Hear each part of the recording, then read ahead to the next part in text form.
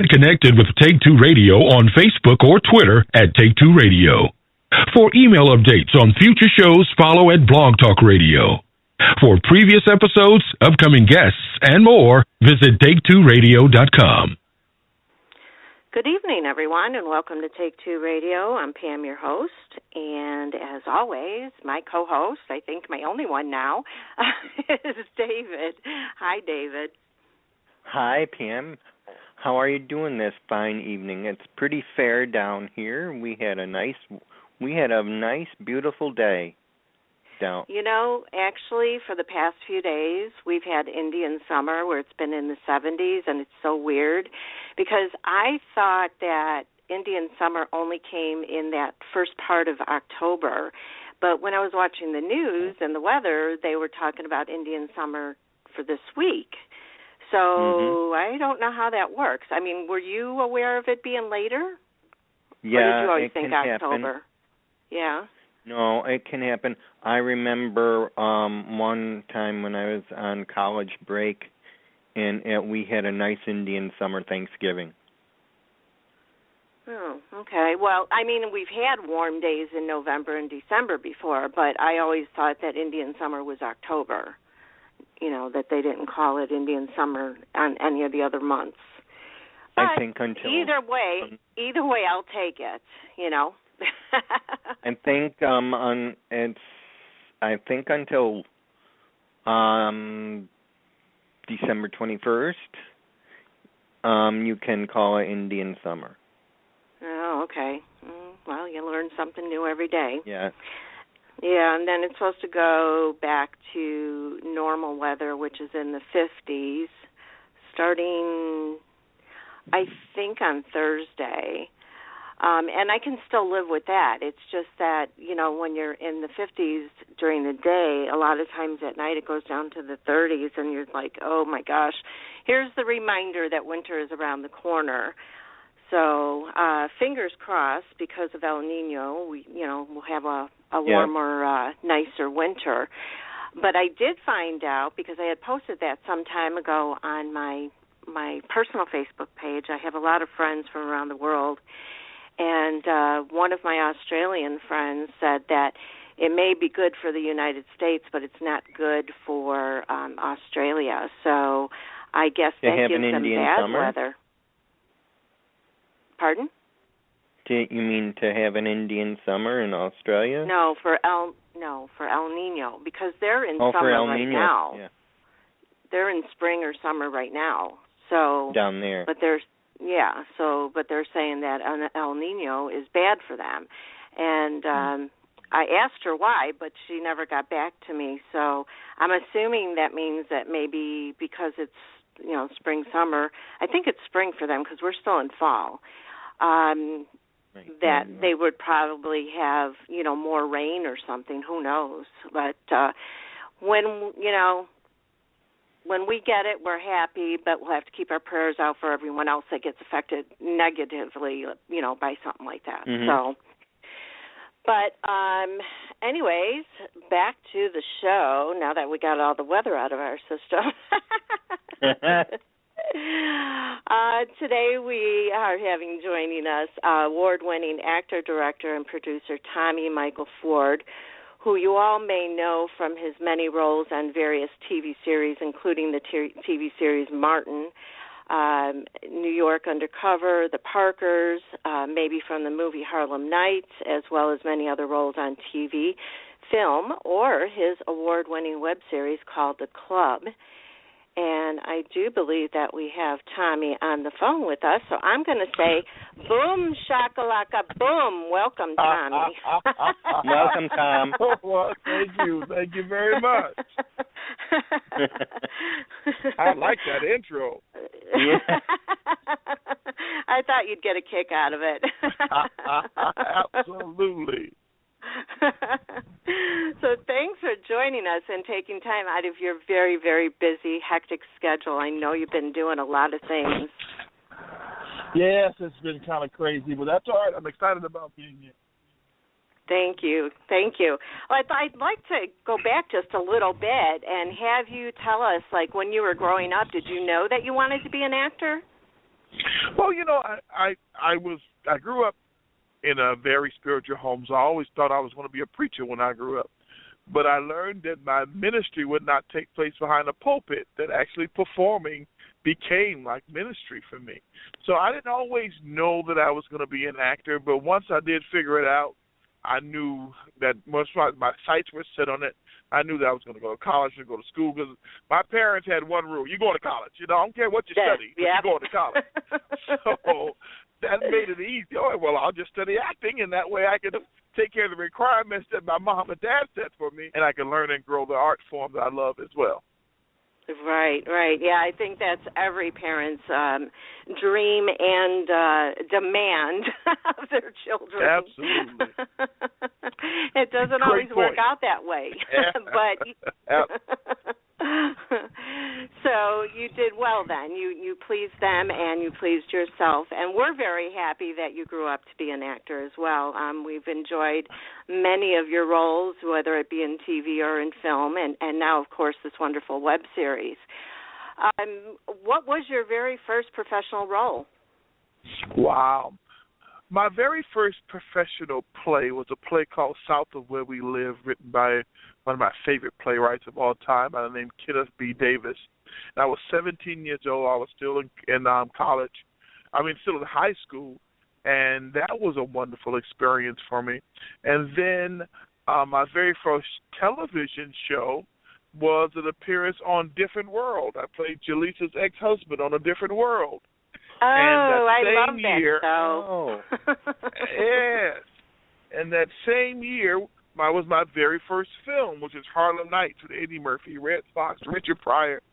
All of that happened within the same year. My first television, my first film, and first television series all happened right out of college, right out of USC, the University of Southern California. Wow.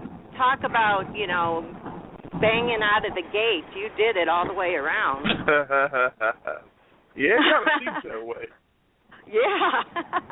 Well, not many people can start out like that, even while they're still in school, You have to walk the pavements many, many times and go to many auditions before you even get something tiny, and you just got it all at one time.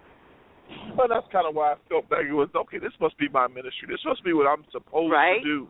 Mm-hmm. Because even though it was still challenging, things just happened the way they were supposed to happen, and the right people were put into my life.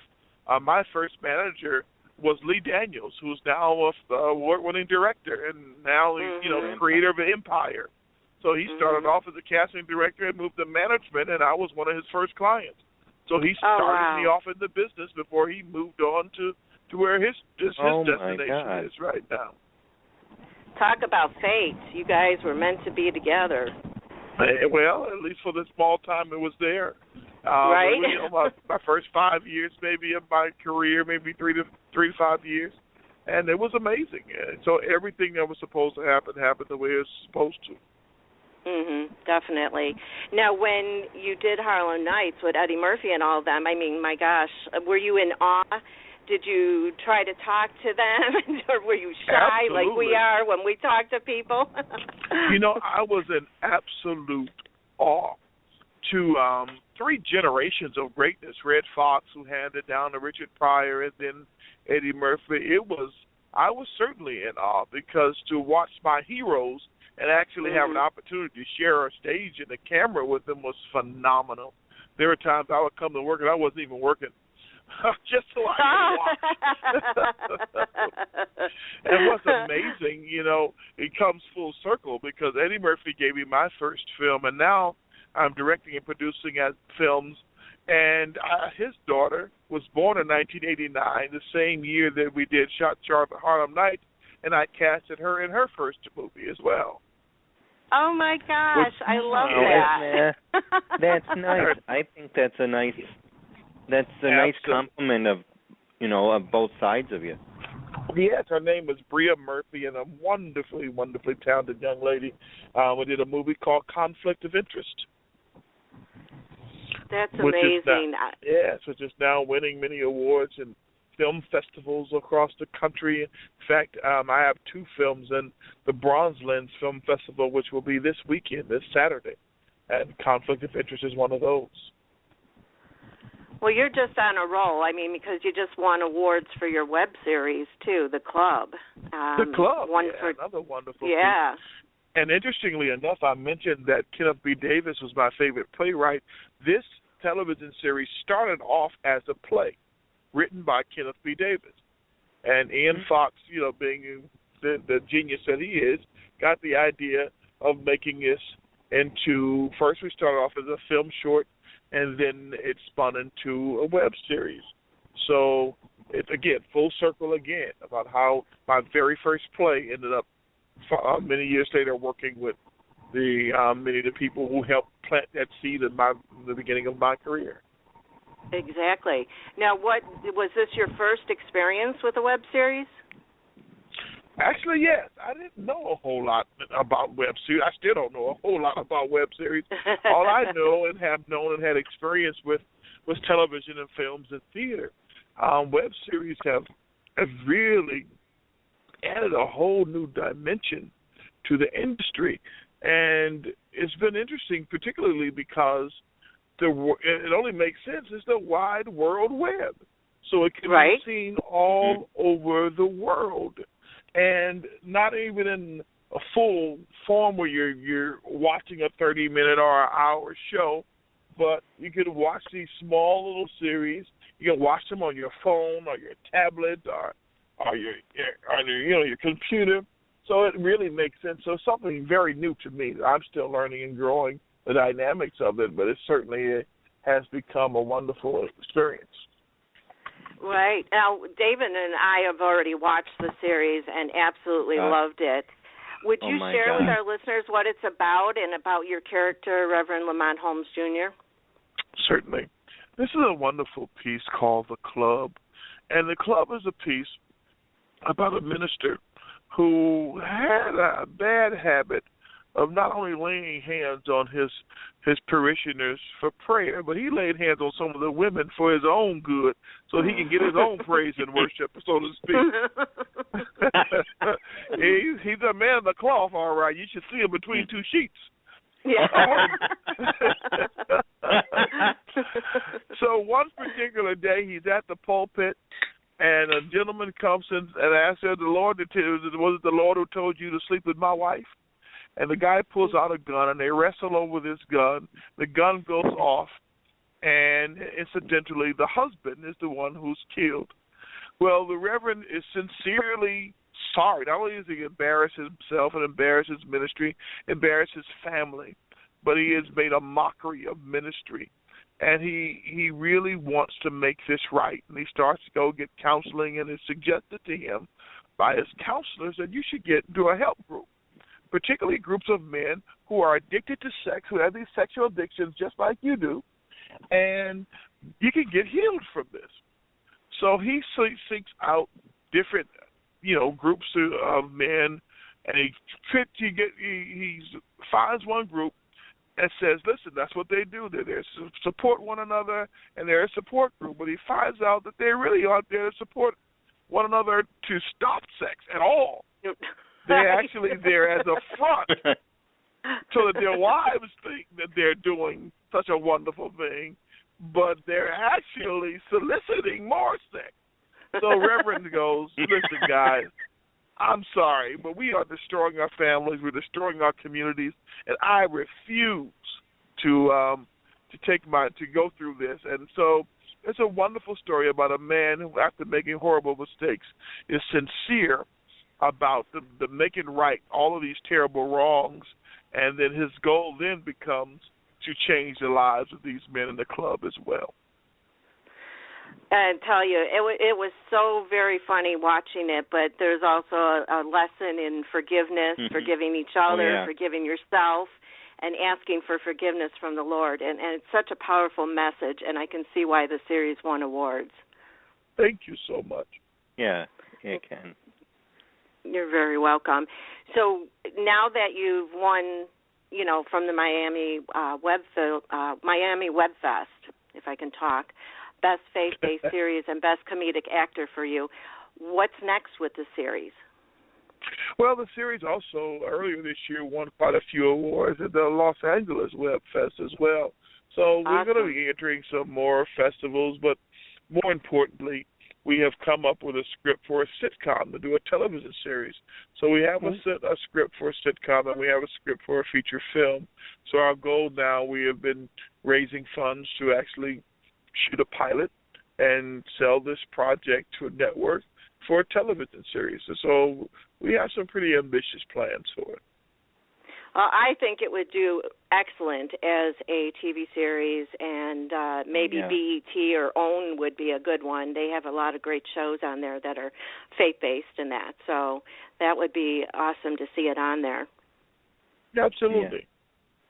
Yeah. Absolutely. Or we can make it, it can still be a little edgy with just Reverend Holmes makes his challenge a little even challenging if he is still met every single week with new unfaith-based challenges, so that it broadens the audience. So it can go either way.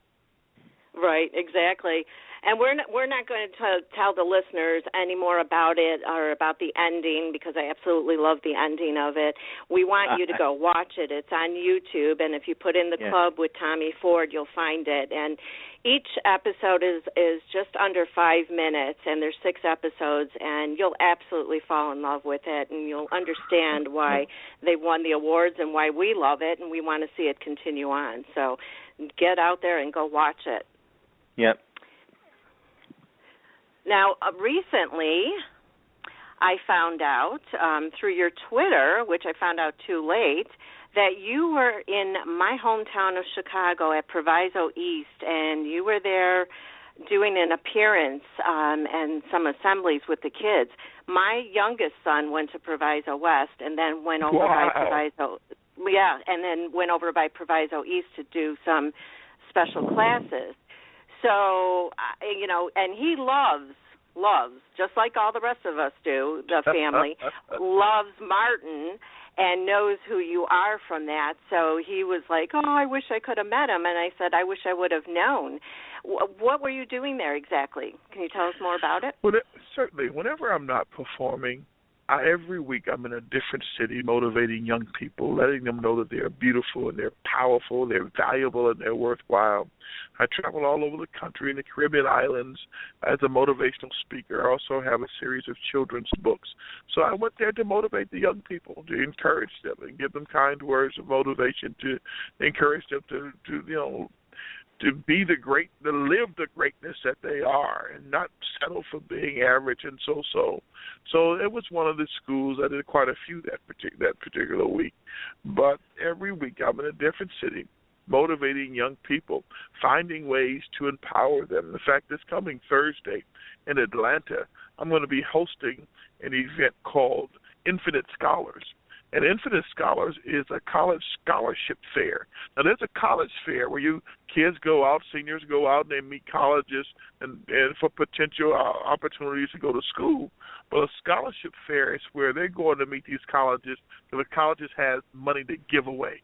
And they actually give away money right on the spot to many young people.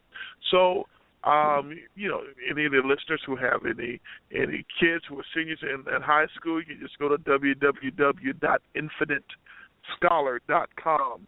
And it's really an amazing organization that's designed to give away scholarships. So every week I'm in a different city motivating some young people in some capacity. Right after that, I go to North Carolina and shoot a commercial promoting reading and how important reading is to kids. So that's my passion. Acting is my job. It's my career, but motivating young people is my passion. So that's what I was doing there. Oh, God bless you. We need more of you out there doing that. And I know a lot of, actors that do things like that, and we do need that for our younger children.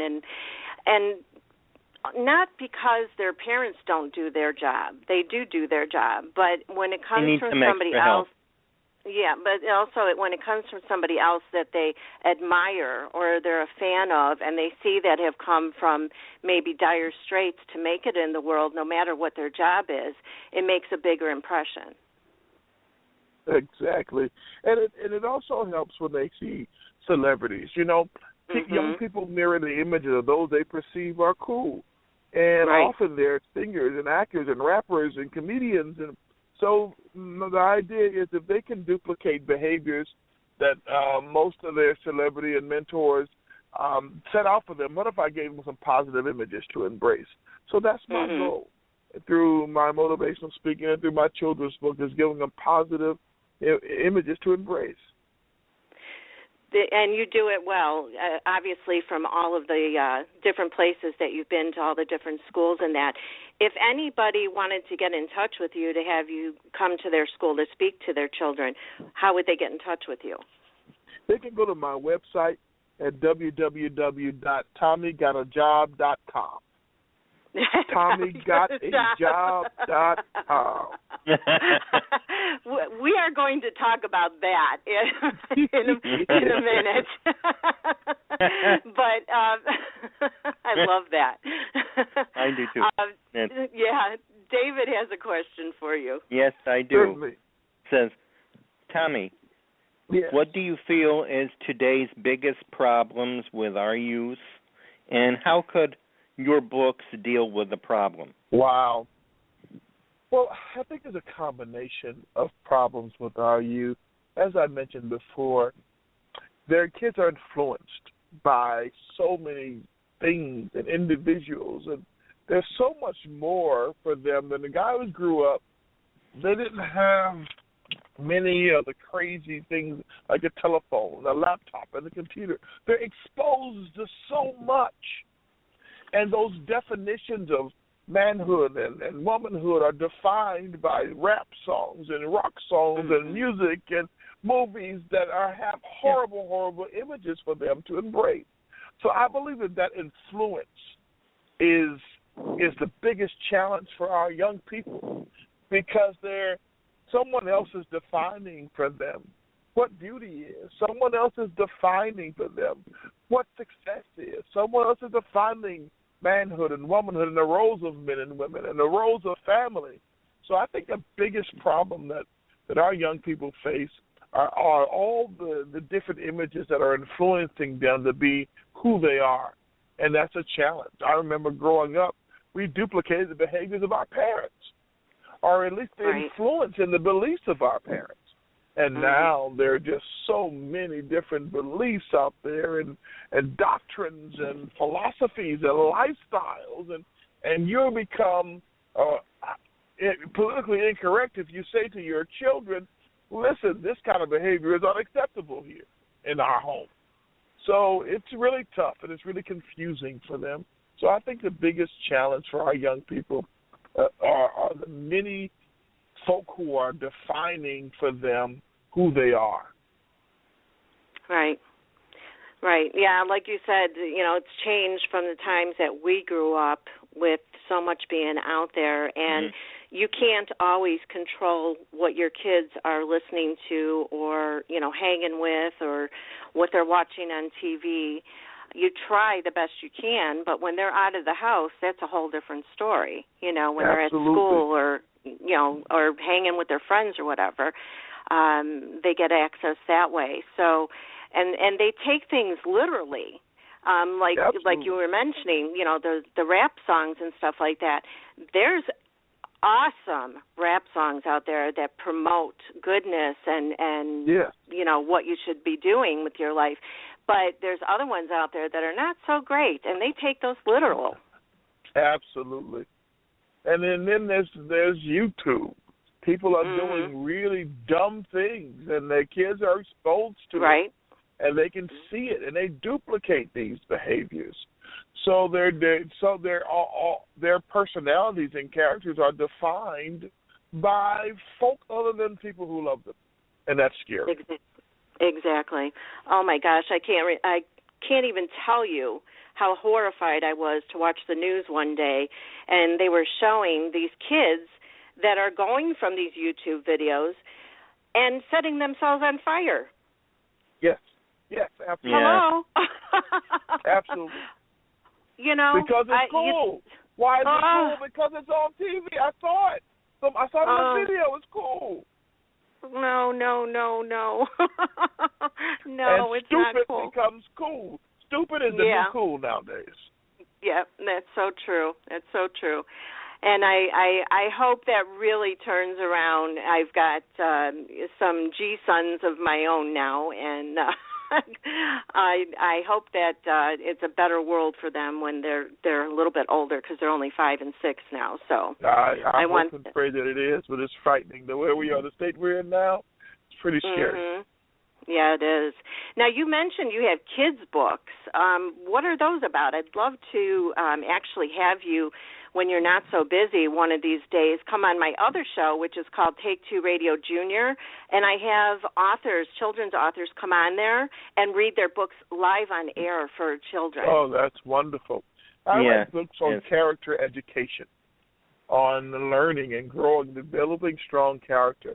I have one book called I Am Responsible for Me, which simply lets us know that I can't blame everybody else for the choices that I make, that I am responsible for me. And defining responsible simply means response able. I am able to respond intelligently, morally, and spiritually.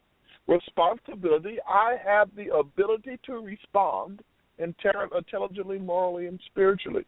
So it challenges many, particularly the kids say, well, she did it and they did it, and all of these being influenced by it. But it allows them to, it encourages them to take responsibility for their choices and their actions. I have another book called, Hey, Do You Have a Positive Attitude? 12 Steps to Success. So it's about self-respect and doing unto others as you want done to you. So these are all character education, books about how to become successful by being good people. Wow. So they're both, I have story books, I have activity books and coloring books, and just finding ways to try to be as creative as I can and finding ways to empower our babies. Your brain must never shut off. It doesn't. No, I don't think so. It doesn't. But really it's all good thoughts, so that's good. It's all good. It's just. Where are your children's books available? My children's books are available online. Again, you can go to www.tommygotajob.com, and we will ship them to you. Awesome. Well, and are they available for download, or are they physical books only? They are physical books only right now. Okay. To me, that's better. Because when you're sitting reading with your child, you actually have a book in your hand that they can look at and see pictures and, learn the words themselves, and you can question them and they can go back and forth, and you don't always have to be online to go, back and reread something. Absolutely. And then everything, we're in a digital age. We're in an electronic. It's hard to touch things anymore. Mm-hmm, Everyone's pushing buttons. It's hard to feel what paper feels like anymore. Right. It kind of reminds me of, that old movie Denzel Washington did when he was a blind guy trying to save books. And we're not too far from that. Nothing is tangible. Everything's digital and imaginary now. Real people are being replaced by technology. Real books are being replaced by technology. So it's a scary place. Yeah, and it's the same thing with music, too. I used to love, when I was growing up, going to the store and buying an album. A record or album. Right? And you'd be able to see the artwork, and you get to read the inside, and, you can actually feel the LP in your hand and read the... Absolutely. All of that good stuff. I mean, I miss that. I love that I can get my music immediately online, but I also miss those days of having those albums. Absolutely. And it's the same things with kids' books, or any books for that matter, because even the high schools these days are using computer laptops to do their assignments instead of having books. Absolutely. I totally agree. Well, I have to touch on Martin, since that was a huge time for all of us growing up that watched it, and I would imagine it was pretty huge for you. No, absolutely. It's still huge. Yeah, I bet you get noticed or recognized the most from that. Oh, absolutely.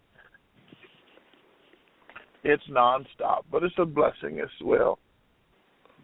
Well, every character on there was so much fun to watch. How did you get the role, and was it an audition, or did somebody come and say, hey, you fit the part, come on? Well, Martin and I were very good friends before, Tommy and Martin were the only two that had our own real names. So we took that relationship, that friendship, to the screen. Yes, I did have to audition, but he had an idea that I was got an invite. Tommy, let's be great to work together. And I'm like, absolutely, I would love to do that. So I still had to audition to get the approval of networks and the production company, but our friendship was a great plus for us. Wow, and you guys worked well together. Like I said, everybody was so funny. Now, when you were filming, who cracked you up the most that you had to start all over again? Oh, definitely Martin. He is absolutely hilarious. It's so amazingly talented and spontaneous. Definitely Martin. Carl, who played Cole, he's hilarious as well. But Martin was definitely, he's the guy. Now, I see tweets and Periscopes. Are you familiar with Periscope? I'm familiar with them. I have assistants who help with a lot of those things that I'm not bright enough to figure out myself. But, yes, I am familiar with them. Oh, okay. Well, I see tweets and Periscopes with people asking for a Martin reunion, and Tashina Arnold has said that there's nothing in the works for it. But if they did come back with it, would you be on board for it? Oh, absolutely. That would be a heck of a lot of fun. Good. Well, that's good to know, so we'll pass that along. Absolutely. Even if it was like a reunion movie, I mean, I think that would be a lot of fun to do. Because maybe at that point, as my oldest son wants me to ask you, what was Tommy's job? Everyone knew Tommy's job. Tommy's job was working in that white building down the street. Yeah. The one across the street from the black building. Come on.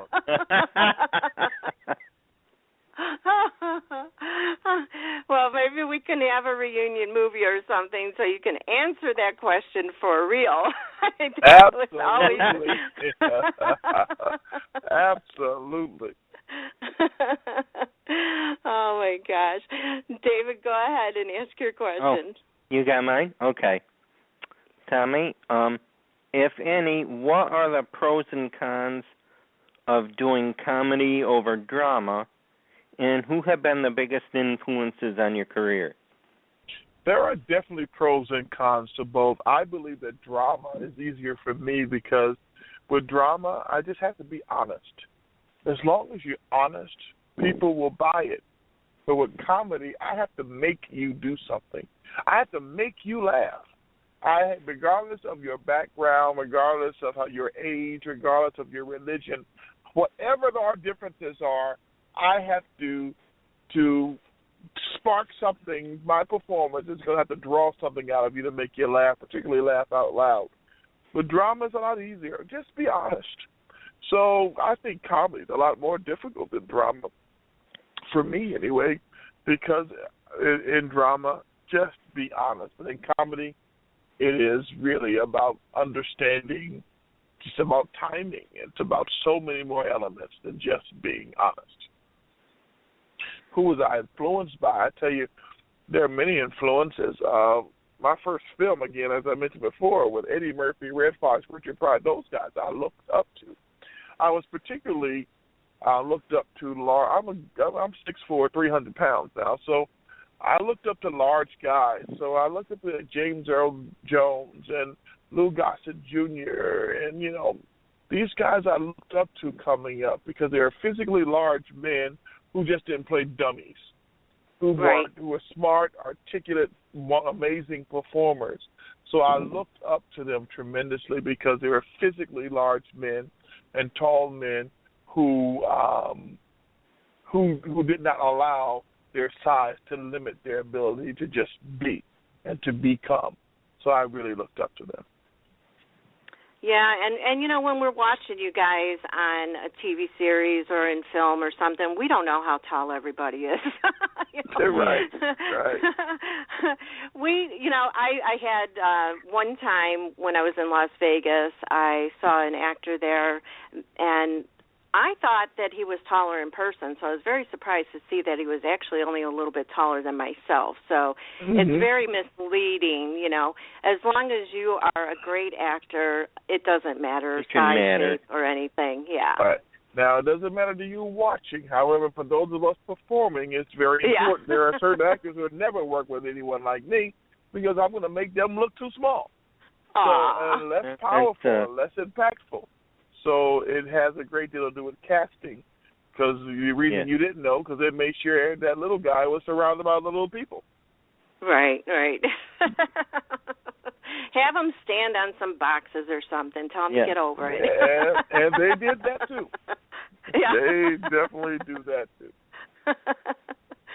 Now, what has been the most rewarding part of your career, and what advice would you give others just starting out? I think the most rewarding part of my career is the ability to influence and change and empower lives. When I go to schools, I visited 2 schools today, and I'll visit 2 more tomorrow. So going and when walking in and watching the eyes, the mouths, the attention of these young people open up like, wow, that's that guy. That's the most rewarding, because the words that come out of my mouth are very heavily weighed. So to use them to encourage them and to empower them is the greatest advantage for me. Because of that television, they're interested in what I have to say, and that becomes my opportunity to empower them, to give them positive words, to give them words that's going to enhance their mind, body, and soul. So I think that's the most rewarding part of my career about what I do. What was the second question? What advice would you give to those that are just starting out in the entertainment business? Yeah, the advice I give to those just starting off in the entertainment business is when I walk into my doctor's office, I want to see some credentials on the wall that tells me that he or she is capable of doing whatever it is that I'm going there to do. So if I'm going to have surgery, I want to make sure that I'm not the first one you've operated on. I want to make sure that you have credentials, that you have studied, that you've applied yourself. I believe the same thing applies to us as artists. Make sure that you have studied. Make sure that you have taken classes, that you have really put yourself in a position to be the absolute best that you could be. Your credentials does not make you more talented than everybody else, but at least it teaches you a process. It teaches you how to attack a role, how to study a character, because there's so much more to acting than just pretending to be someone else. That there's so many more. An intelligent actor is a brilliant actor. A lot of people think that acting is pretending. Acting is not pretending. Acting is becoming. I talk to direct shows all the time and say, what are you doing? I'm drunk. I'm playing drunk. I said, that's interesting. Drunks don't play drunks. Drunks pretend to be sober. Yeah. So why are you pretending to be drunk when drunks don't do that? Drunks pretend to be sober. If it was obvious that they were drunk, who would allow them to take the car keys and get in the car and kill somebody? Because so it's so important that students, that both starting off, really learn the process. They study, they have lots of opportunity to hone their craft so that they can actually present the best presentation possible. That's excellent advice, and I'm sure that it's well taken by those that are listening out there that are going into the entertainment business or even have started. What brought you to deciding to be behind the camera with producing and directing? Well, there are many factors. I've always been fascinated with directing. Most of my experience is directing theater. But then things start to change. I'm old now. My first film, I was 23 years old. I'm an old fat man. So to be able to, so my roles have changed. and will change and have changed. So to put together pieces that were more exciting for me as an actor. So just being able to perform was not enough. Just having, as a filmmaker, I can do things that are important to me, not just waiting for the phone to ring. I like to tell stories that really say something. Conflict of Interest is a story about a young girl at the age of 16 who had a baby and was given away for adoption, and now she's seeking to find her child. She's an attorney now. Fast forward, she's an attorney, and she a young man comes across her desk with the same birthmark, born the same day, and she has a conflict of interest. Do I arrest this guy, or do I wrap my arms around him and say I'm mommy? It makes a statement.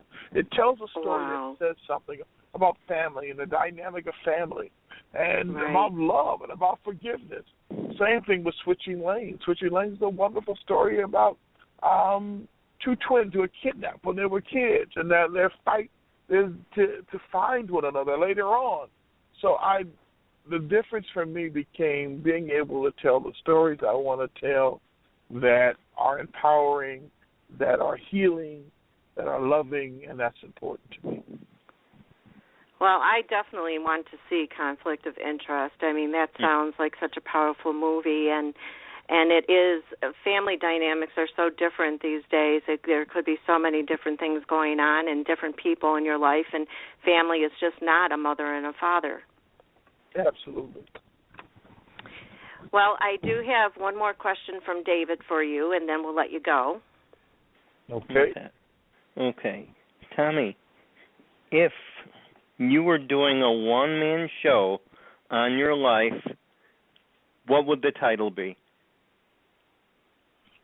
Wow, if I were doing a one-man show on my life, I believe the title would probably be In Spite of It All. I think that life takes us on a journey. And in spite of all the challenges, I have had a rich and rewarding and wonderful life. In spite of that journey. So it'll probably be in spite of it all. I have a reason to smile. In spite of it all, I have a reason to say, God, thank you. In spite of it all, I'm an amazing father who loves his children. So that would probably be the title. I think that's perfect. That's it. And I think maybe one day you should do that. Wow. Yeah. I do too. Awesome. I think that would be an amazing play for people to see. Well, thank you. I just might do that. Let us know, and we'll definitely check it out. But we want to thank you so much again for joining us today. We loved having you on and hearing everything that you had to say, and we welcome you back anytime. Keep doing what you're doing and inspiring the children of our world. Absolutely. Thank you so very much. And Tommy? Yes? God bless you for making us all laugh. Oh, thank you so much. I received that blessing. Thank you. Have a good night, Tommy, and be careful in your travels. Be careful. Thank you so much. Bye-bye. Bye-bye. Bye-bye. What an amazing man. Not only just an actor, but an amazing man. He's doing so much to change the world and to better the lives of our children that are out there that are growing up, and with everything that he's doing. The books, the tours, you know, I mean, the literacy program that's so extremely important. There's so many people still to this day that cannot read and are adults, and that's sad. So yeah, it is. So I thank him for everything that he's doing. Gosh, I'm just in awe of him now. You know, I am too. I'm tearing up right now. Hold on. I'm telling you, I loved him as an actor, but he's really made an impact on my life now. And I appreciate him, and God blessed him with many, many good choices and advantages and a wonderful life. So, and he's paying it forward. Yeah, he is. Well, for our One listeners, day be at a sure to time. watch. Yeah, exactly. For our listeners, be sure to watch The Club on YouTube. Again, just put in The Club with Tommy Ford, and it'll come up. Also follow him on Twitter at Big Tommy Ford. He also has an Instagram, Big Tommy Ford, and he gave you out the website and that. We want to thank you all for listening, and we hope you enjoyed the show, and we'll be back again soon. We're working on different interviews, so, of course, always go to take2radio.com, that's with the number 2, and go under upcoming guests. Not only, for Take Two Radio for myself and David, but we also have Dr. Mary Barrett, and she does shows on paranormal and other things.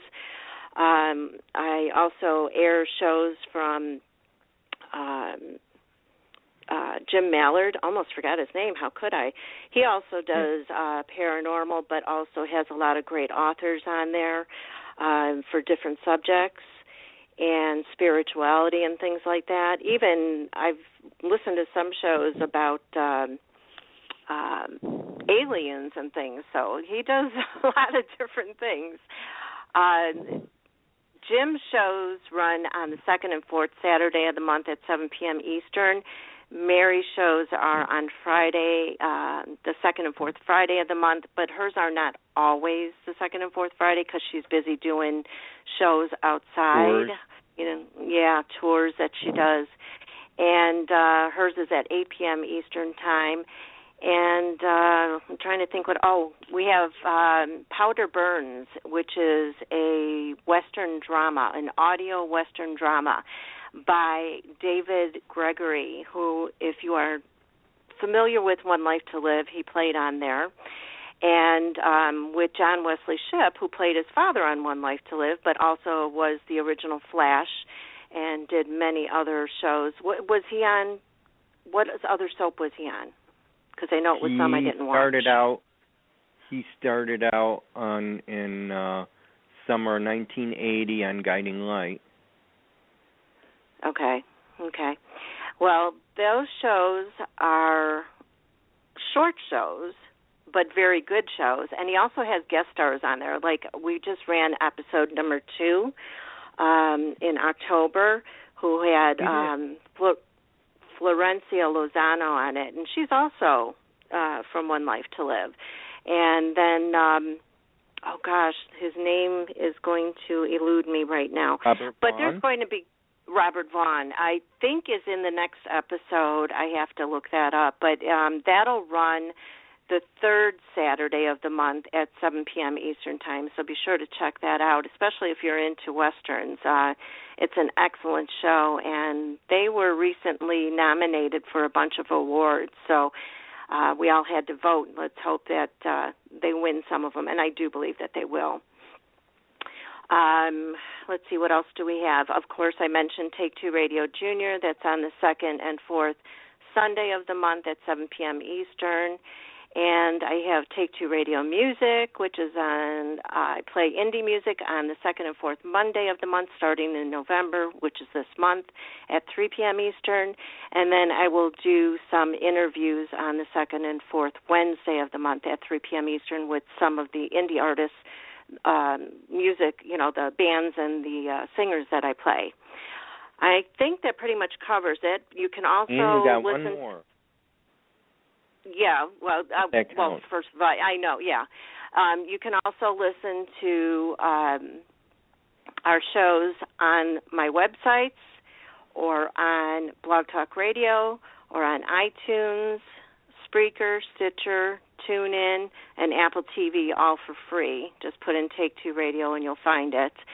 And our newest show, which is called Take Two Radio Soaps in Review, is on the second and fourth Thursday of the month at 7 p.m. Eastern Time, where a bunch of us get together and talk about what's going on in the soap world on the last remaining soaps that we have going on. So be sure to join us. There's a lot, different interests, a lot of different things that you can listen to, and that's it. I guess that's it, right? Yep. Yeah, I think so. I think we covered it all. Okay, good. It's always a lot for me to remember, and I should write it down. You have a lot on your plate. Yeah, I know. And people ask me how I do it, and I tell them I just do it because if I think about it, it won't get done because I'll be overwhelmed. So you just got to do it. That's it, and push forward. So thank you again, everybody, for listening. Thank you, David, for joining me. Thank you for Tommy Ford joining me. Thank you for Wailisa for setting this up. We love you dearly, and all the best to all of you, and God bless each and every one of you. Take care. Take care, everybody, and God bless. Bye-bye. Bye. Get connected with Take Two Radio on Facebook or Twitter at Take Two Radio. For email updates on future shows, follow at Blog Talk Radio. For previous episodes, upcoming guests, and more, visit Take2Radio.com.